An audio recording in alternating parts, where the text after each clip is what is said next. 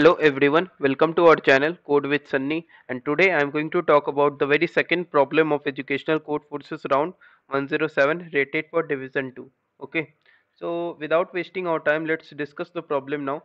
We have been given three integers a, b and c, and we need to find out two positive integers x and y such that the decimal representation of x without leading zeros consists of a digits. Similarly, for y, and the decimal representation of greatest common divisor of x and y should also consist of c digits without leading zeros. Okay, and we need to output x and y, and there can be much more than one answers, and we need to output any of the answers. Okay, so what should be the best efficient solution of this problem? So we need to figure it out. So the very first approach you can think of brute force, but you must avoid such approach brute force in this question because it may give TLE verdict. I'm going to explain that in detail, no need to worry about. Okay, so for now, let's discuss the input format also. T will be the number of test cases and it should go up to 285, and it is just like a random number. I don't know why. And we have A, B and C, A and B going up to 9, and C is just less than equal to min of A and B. And okay, additional test constraints are like all test cases are different, and for each test case we need to output X and Y. Okay, so let's discuss this problem with the help of example.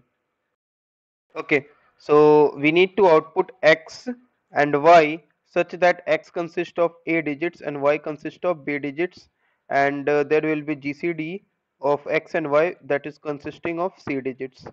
Now the very first approach is that is of brute force, which is always going to give a TLA verdict in this case, and let me discuss that also. So when minimum number is like 10 power a minus 1, and minimum number for y would be like 10 power b minus 1.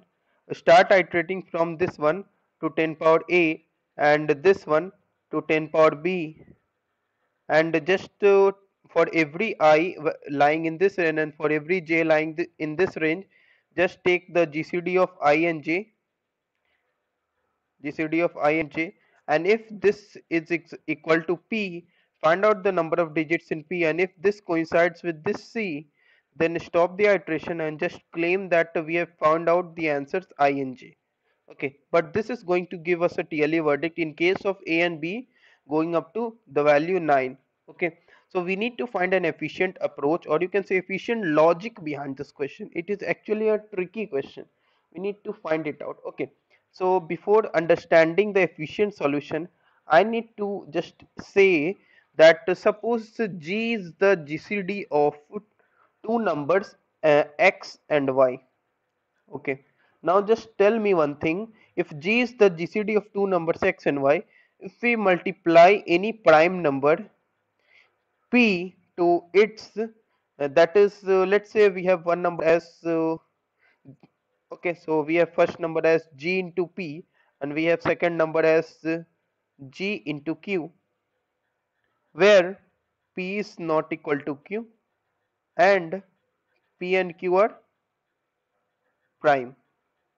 Okay, so if p is not equal to q and p and q are prime, and we have these two numbers as n1 and these two numbers as n2, so GCD of n1 and n2 will always come out to be G, obviously. Like I'm going to write, okay, so GCD of n1 and n2 will always come out to be G, because if you take n1 and n2, if G is the parameter that is coming out to be common, that then we can club it out as outside, and GCD of P and Q are co-prime to each other, then it will have the value 1 GCD of P and Q. Then overall we have the GCD of n1 and n2 as G. Okay, so this is the basic idea that I am going to use in this problem. Okay, so let's figure it out how I am going to just build up the solution. Okay, so let me raise this stuff. Okay, so let us do it as faster. Like, yes, it is done. Now just think upon that. What is the GCD of my what is the minimum number which consists of C digits? It should be like 10 power C minus 1.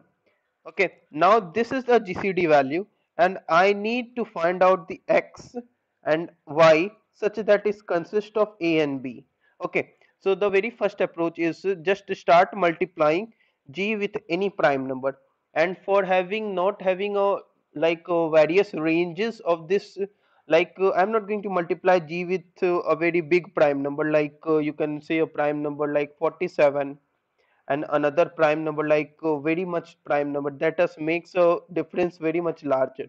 So I'm going to just make a multiply this g with 2, and or it's you can say, okay, so for now let us keep it over here, like I'm going to multiply g with 2 first time, and then multiply g with again 2, so it becomes g of 2 square, and it will become g of 2 cube, and so on. Okay, so this is my first number n1 that is going to vary up. Okay, and what about this n2 that is going to vary up, like g into, it should be like 3, or it should be like g into 3 square, and it goes up to like that.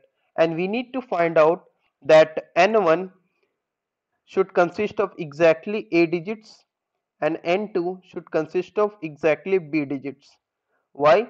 Because if we take off gcd of n1 and 2, gcd of n1 and n2, if we take gcd of n1, it will always come out to be g, and if it is always come out to be g, it means that g has exactly c digits in its decimal representation. So I have found the answer x and y. So I need to find it out, that starting with this g value, like g is like 10 power c minus 1 now, and multiply with 2 every time, until and unless n1 becomes a digit number.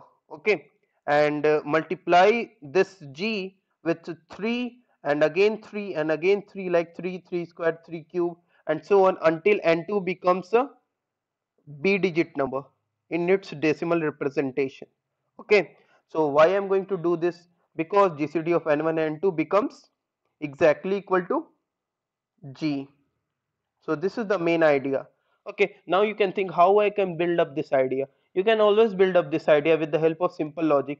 That is, if we have some greatest common divisor g, if we multiply this with any number like p, and this another number with like q, then if we take the GCD, it will always come out to be j. This is the basic key idea, and we are always going to start with the very minimum number, that is 10 power c minus 1. And note that I am going to just multiply with 2 and 3. You can also take 3 rather than 3, you can also take 5 also, but don't take a very big prime number like 47, or you can take it as like 73.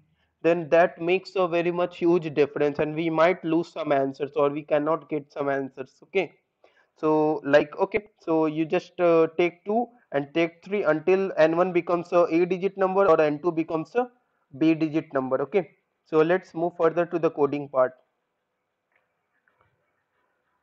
Okay, you can see what is the minimum number, minimum c digit number. It should be like 10 power c minus 1, and again I am stored 10 power c minus 1 in y, and make x and y of a digits and b digits. Okay, so like iterate till x is less than the minimum a digit number.